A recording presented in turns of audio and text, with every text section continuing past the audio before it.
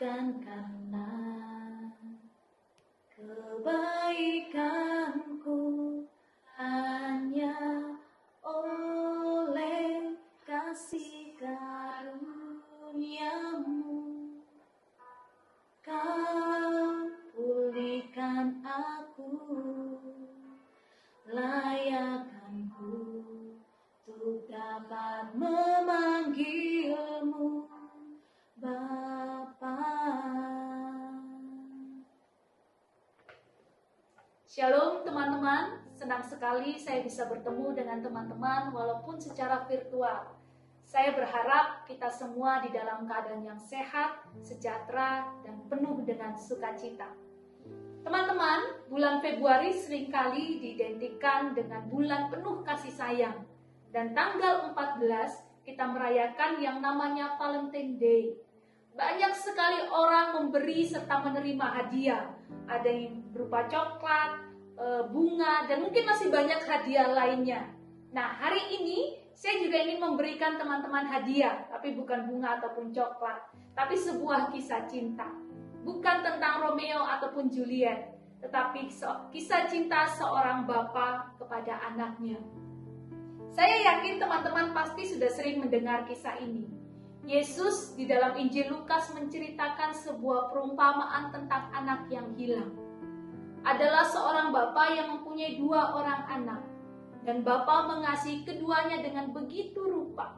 Suatu hari anak bungsu datang kepada bapa dan meminta bagian miliknya.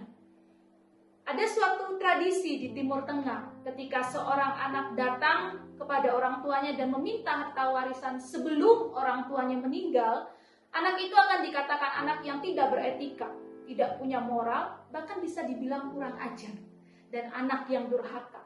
Mengapa? Karena dengan demikian dia menginginkan kematian bapaknya. Tetapi karena kasih, bapa memberikan apa yang diinginkan anaknya. Tidak hanya itu, ketika anak itu menerima apa yang menjadi bagiannya, dia menjual seluruh harta warisannya dan pergi ke negeri yang jauh. Pergi ke negeri yang jauh, berarti jauh dari rasa aman, dari kasih sayang, dari perlindungan keluarganya. Bahkan jauh dari tanggung jawabnya sebagai seorang anak yang harusnya merawat orang tuanya. Seolah-olah anak ini ingin berkata, "Aku tidak membutuhkan engkau, Bapa. Aku bisa hidup dengan caraku sendiri." Mungkin kita akan bertanya, kalau Bapa begitu mengasihi anaknya, mengapa dia mengizinkan anaknya pergi? Seorang imam bernama Henry Nouwen di dalam bukunya yang berjudul Kembalinya Si Anak Hilang berkata, semuanya karena cinta. Karena cinta, Bapa mengizinkan anaknya pergi. Kendati hatinya terluka, kendati dia kecewa, kendati dia bersedih. Tetapi karena cinta, Bapa membiarkan anaknya pergi karena dia tahu hati anaknya tidak berada di rumah. Bapa menginginkan ketika anak itu tinggal di rumah, dia tinggal karena kerelaannya sendiri. Cinta tidak pernah memaksa. Cinta tidak pernah mendorong, apalagi ingin menguasai. Henry Nouwen mengatakan, cinta berarti memberi kebebasan kepada mereka yang kita cintai. Walaupun Bapa mengizinkan anaknya pergi, tetapi Bapa tidak pernah benar-benar melupakannya. Setiap hari ia menunggu kapan anaknya akan kembali. Dan ketika dia melihat anaknya dari jauh, dia segera berlari mendapatkannya, dia memeluk serta menciumi anaknya. Tidak ada omelan, tidak ada penghakiman, dan tidak ada penolakan. Kalau teman-teman melihat di dalam kitab suci, di situ teman-teman akan melihat Bapa berkata, "Lekas, pakaikanlah jubah, pakaikanlah cincin pada jarinya, pakaikanlah sepatu pada kakinya, sembelilah lembu jantan itu, mari kita bersuka cita, karena anakku yang hilang telah kudapatkan kembali." Bapa begitu bersuka cita melihat anaknya pulang. Bapa tidak pernah lagi mengungkit-ungkit kesalahan yang pernah dibuat anaknya di masa lampau, tetapi kasihnya menerima kembali anak itu. Saya teringat suatu ketika saya mengantri pengampuan dosa yang biasanya diadakan 1 jam sebelum misa dimulai. Pada waktu itu, waktu sudah menunjukkan pukul 5:55 menit. Sementara masih ada 2 orang yang mengantri di depan saya. Saya mulai gelisah. Saya takut saya tidak mendapat bagian untuk pengakuan pada hari itu. Apalagi seorang ibu yang duduk di samping saya berkata, setelah ini Romo akan mengakhiri pengakuannya. Mengapa? Karena lonceng gereja sudah mulai dibunyikan. Dan doa Angelus yang menandakan bahwa misa akan segera dimulai juga sudah mulai didoakan. Dan saya semakin gelisah. Lalu saya berdoa di dalam hati, Tuhan tolong saya. Saya sungguh rindu bahwa hari ini saya bisa pengakuan dosa. Dan waktu menunjukkan pukul 5:59 menit ketika orang sebelum saya akhirnya keluar dari ruang pengakuan.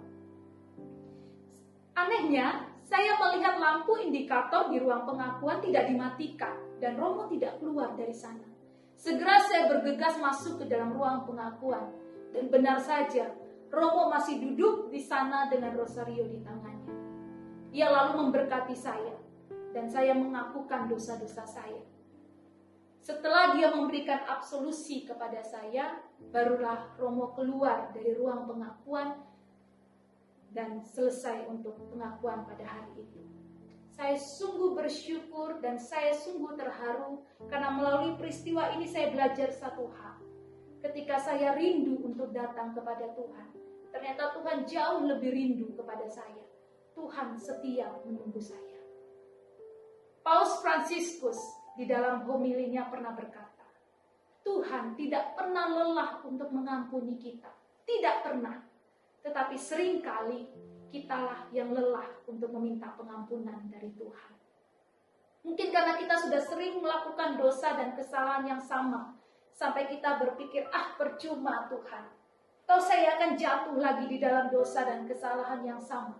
Kita merasa putus asa, kita kecewa, kita sedih, dan kita merasa sudah tidak ada harapan. Tetapi sekali lagi, mari kita datang ke hadapan Allah yang adalah Bapa yang penuh kasih. Ketika kita datang dengan kerendahan hati, dengan perasaan sesal dan tobat, Bapa akan selalu menerima kita kembali. Dan kita patut bersyukur karena gereja menyediakan sebuah sarana bagi kita, yaitu melalui sakramen pengakuan dosa. Ketika teman-teman datang ke sana, teman-teman akan berjumpa dengan seorang Bapa yang rindu untuk bertemu dengan anaknya. Itu ruang kasih, bukan ruang penghakiman. Mari teman-teman, mari buka hatimu untuk menerima kasih Allah.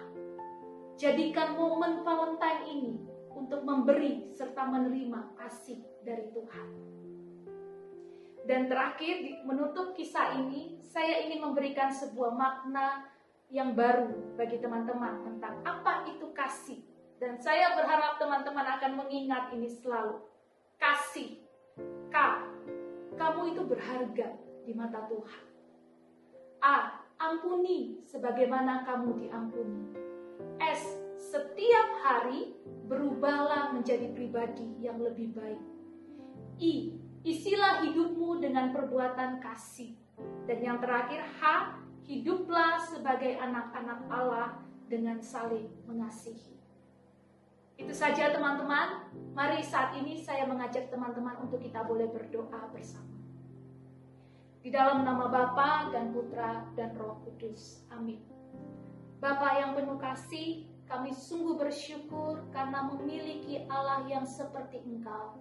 Berkatilah setiap kami agar di dalam hidup kami boleh semakin menyerupai Engkau, untuk boleh mengasihi sesama kami, untuk boleh mengampuni yang bersalah kepada kami, sebagaimana Engkau mengampuni setiap kami.